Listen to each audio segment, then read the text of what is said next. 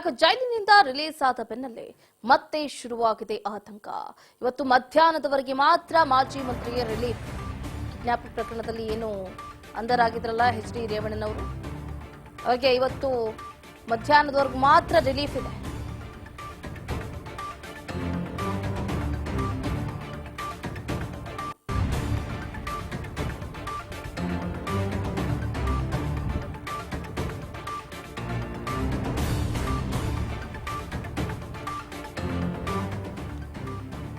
ಜೈಲಿನಿಂದ ರಿಲೀಸ್ ಆದ ಬೆನ್ನಲ್ಲೇ ಮತ್ತೆ ಶುರುವಾಗಿದೆ ಆತಂಕ. ಇವತ್ತು ಮಧ್ಯಾಹ್ನ 3 ಗಂಟೆವರೆಗೂ ಮಾತ್ರ ಮಾಜಿ ಮಂತ್ರಿಗೆ ರಿಲೀಫ್. ಕಿಡ್ನಾಪ್ ಪ್ರಕರಣದಲ್ಲಿ ಪರಪ್ಪನ ಅಗ್ರಹಾರ ಜೈಲಿಗೆ ಸೇರಿದಂತಹ ಶಾಸಕ ಎಚ್.ಡಿ. ರೇವಣ್ಣ ಕಾನೂನಿನ ಕುಣಿಕೆಯಲ್ಲಿದ್ದಾರೆ. ಜಾಮೀನು ಪಡೆದು ಹೊರಬಂದ ದಳಪತಿಗೆ ಢವ ಇನ್ನೂ ಕೂಡ ನಿಂತಿಲ್ಲ.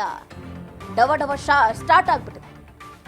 ಲೈಂಗಿಕ ಕಿರುಕುಳ ಕೇಸ್ನಲ್ಲಿ A1 ಆರೋಪಿಯಾಗಿರುವಂತಹ ಎಂಎಲ್ಎ ಏನಾಗಬಹುದು?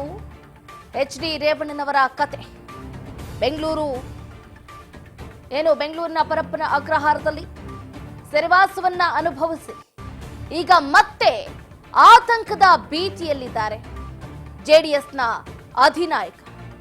ಹೊಳೆನರಸೀಪುರದಲ್ಲಿ ದಾಖಲಾಗಿರುವಂತಹ ಲೈಂಗಿಕ ದೌರ್ಜನ್ಯ ಆರೋಪ ಪ್ರಕರಣಕ್ಕೆ ಸಂಬಂಧಪಟ್ಟಂತೆ ಮಾಜಿ ಸಚಿವ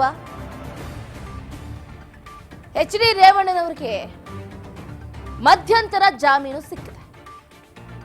ಜಾಮೀನು ಕೋರಿ ಎಚ್.ಡಿ. ರೇವಣ್ಣ ಸಲ್ಲಿಕೆ ಮಾಡಿದಂತಹ ಜಾಮೀನು ಅರ್ಜಿಯನ್ನ ವಿಚಾರಣೆ ನಡೆಸಿದ ಬೆಂಗಳೂರು 42ನೇ ACMM ನ್ಯಾಯಾಲಯ ಆದೇಶವನ್ನ ಹೊರಡಿಸಿದೆ.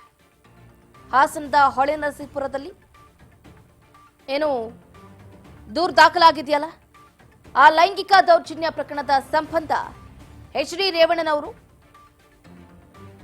ಬೆಂಗಳೂರಿನ 42ನೇ ACMM ಕೋರ್ಟ್ಗೆ ಜಾಮೀನನ್ನ ಅರ್ಜಿ ಸಲ್ಲಿಸಿದ್ರು.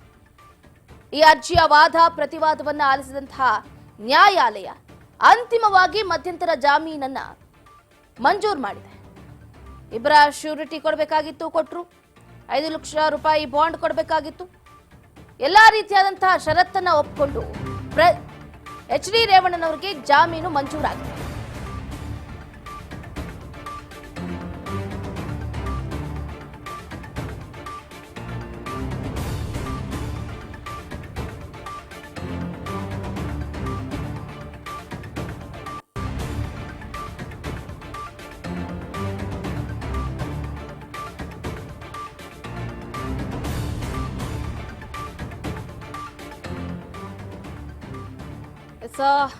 ಎಚ್.ಡಿ. ರೇವಣ್ಣ ಸದ್ಯಕ್ಕಂತೂ ರಿಲೀಸ್ ಆಗಿದ್ದಾರೆ.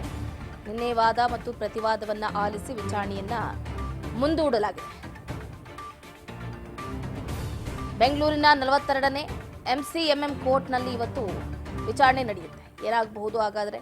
ಎಚ್.ಡಿ. ರೇವಣ್ಣನವರ ಭವಿಷ್ಯ ಕುತೂಹಲ ಕೆರಳಿಸ್ತಾ ಇದೆ. ಎಚ್.ಡಿ. ರೇವಣ್ಣನವರು ದೇವರ ಮೊರೆ ಹೋಗ್ತಿದ್ದಾರೆ. ನಿನ್ನೆಯೂ ಕೂಡ ನಾವು ಗಮನಿಸಿದ್ವಿ, ಬರಿಗಾಲಿನಲ್ಲಿ ದೇವರ ಪೂಜೆ ಮಾಡಿಕೊಂಡು ಈತ ಕೋರ್ಟ್ಗೂ ಕೂಡ ಬರಿಗಾಲಲ್ಲೇ ಬಂದು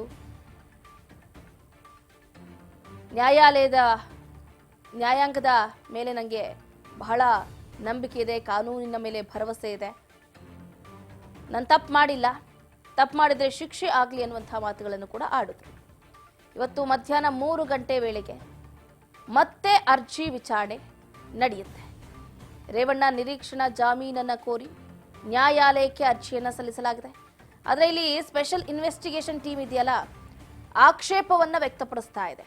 ಹಾಗಾಗಿ ಏನಾಗಬಹುದು?